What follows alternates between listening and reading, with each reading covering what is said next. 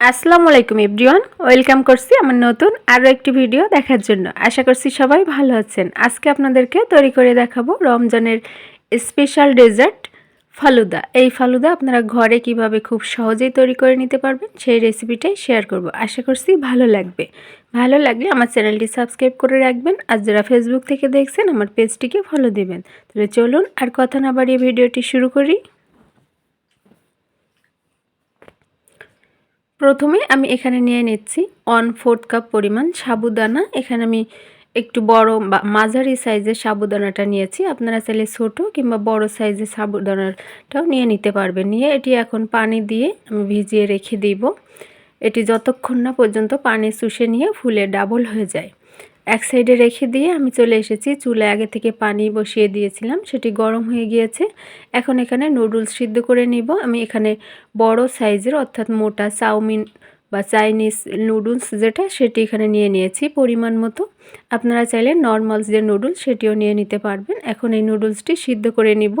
এটি সিদ্ধ করতে অনেকটাই দেরি হয়, এজন্য সময় নিয়ে আমি সিদ্ধ করে নিয়েছি। এখন এই নুডলসটাকে একটু কালার করব, এজন্য এখানে রেড ফুড কালার আমি দিয়ে দিচ্ছি। আপনারা না চাইলে এটা নাও দিতে পারেন, এটি সম্পূর্ণ অপশনাল। দিয়ে এটি আরও কিছুক্ষণ এভাবে সিদ্ধ করে নিব। সিদ্ধ করে নেওয়ার পরে এটি ঠান্ডা পানি দিয়ে ধুয়ে এক সাইডে আমি রেখে দিব।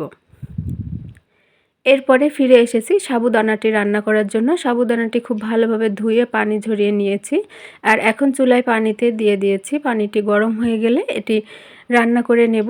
আর রান্না এখানে প্রায় হয়ে গিয়েছে, আপনারা দেখতেই পাচ্ছেন। আর এটিও এখন পানি ঝরিয়ে ঠান্ডা পানি দিয়ে ধুয়ে নিব। আর এখন চলে এসেছি দুধটা রেডি করার জন্য। এখানে আমি 4 কাপ পরিমাণ লিকুইড দুধ নিয়েছি, প্রায় 1 লিটার।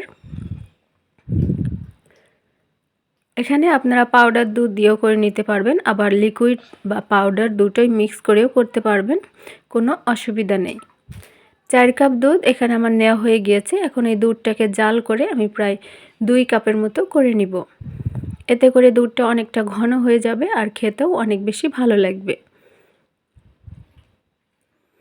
দুধটা অনেকটাই শুকিয়ে গিয়েছে। এই পর্যায়ে আমি একটু মিষ্টির জন্য দিয়ে দিচ্ছি 3 টেবিল চামচের মতো চিনি এখানে নিয়ে নিয়েছি। আপনারা মিষ্টির পরিমাণটা বেশি চাইলে বেশিও দিয়ে দিতে পারবেন।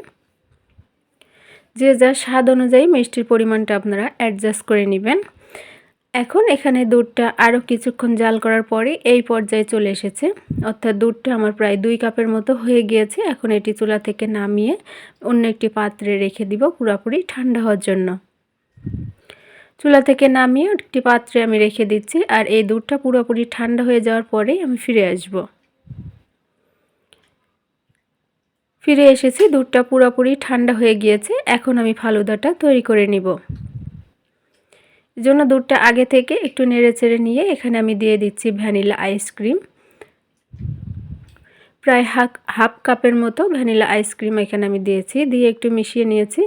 আর আগে থেকে যে নুডলসটা রেডি করে রেখেছিলাম সেটি এখানে দিয়ে দিচ্ছি। আপনারা ছোট ছোট সাইজ করে কেটে এখানে দিয়ে দিবেন। আমি এখানে দেওয়ার পরে একটি ছুরি দিয়ে ছোট সাইজ করে কেটে নিয়েছি। এখন এখানে দিয়ে দিচ্ছি যে সাগুদানা, সেটিও এখানে দিয়ে দিলাম। দিয়ে আবারও খুব ভালোভাবে মিশিয়ে নিচ্ছি। আর দিয়ে দিচ্ছি আপেল, এরকম কিউব করে কেটে নিয়েছি। এখানে একটা আপেল নিয়েছি, আর একটি কলা, আর নিয়েছি কয়েকটি আঙুর, এভাবে করে কিউব করে কেটে নিয়েছি। আর সাথে দিয়ে দিচ্ছি আনার আর খেজুর। আপনারা আপনাদের পছন্দ মতো ফল দিয়ে ফালুদাটি তৈরি করে নিতে পারবেন। তবে এখানে পেয়ারা কিংবা কমলা লেবু সেটা দিবেন না, তাহলে কিন্তু এটি কালো হয়ে যাবে আর কমলা লেবু থেকে টক ছেড়ে দিবে, সেটি খেতেও ভালো লাগবে না। আর ফালুদাটা খুব সুন্দর একটি কালার করার জন্য এখানে আমি রোয়াবজা ব্যবহার করেছি। আপনারা এই রোয়াবজাটা পুরোপুরি অপশনাল, যারা পছন্দ করে না তারা এটা স্কিপ করতে পারেন। খুব সুন্দর কালার চলে এসেছে, আপনারা দেখতেই পাচ্ছেন। এখন এটি আমি পরিবেশন করে নিব। আপনারা চাইলে এই পর্যায়েও এখানে আপনারা পরিবেশন করতে পারেন। আমি অন্য একটি গ্লাসে এটি পরিবেশন করে নিচ্ছি। আপনারা চাইলে ফালুদার যে ওয়ান টাইম যে কাপ যে পাওয়া যায় সেটিতেও পরিবেশন করতে পারেন। আর এই গ্লাসটাকে আরও আকর্ষণীয় করার জন্য এখানে আমি রোয়াবজা মাখিয়ে নিচ্ছি। স্ক্রিনে আপনারা যেমনটা দেখতে পাচ্ছেন এমনভাবে আমি গ্লাসে রোয়াবজাটা মাখিয়ে নিয়েছি। এতে করে ফালুদাটা দেওয়ার পরে খুব সুন্দর দেখা যাবে। এখন এই ফালুদাগুলো এর ভেতরে আমি দিয়ে দিচ্ছি।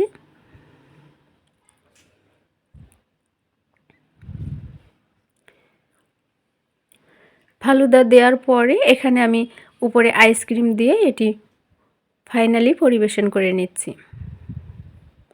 এখানে আমি ভ্যানিলা আইসক্রিম ব্যবহার করেছি, আর এই ফালুদাতে মূলত ভ্যানিলা আইসক্রিমই ব্যবহার করা হয়। এর উপরে দিয়ে দিচ্ছি কয়েকটি আনার আর একটু রুয়াবজা। দেখতে অনেক আকর্ষণীয় লাগবে আর খেতেও অনেক সুস্বাদু হবে। যে জিনিস দেখতে সুন্দর সে জিনিস কিন্তু খেতে বরাবরই অনেক মজার হয়। তো ভিউয়ার্স, আশা করছি আমার আজকের এই ভিডিও আপনাদের কাছে অনেক বেশি ভালো লেগেছে আর অনেক সহজে লেগেছে। ভালো লাগলে আমার চ্যানেলটি সাবস্ক্রাইব করে রাখবেন, আর যারা ফেসবুক থেকে দেখছেন আমার পেজটিকে ফলো দিবেন। আজকে এই পর্যন্তই, সবাই ভালো থাকেন। আল্লাহ হাফেজ।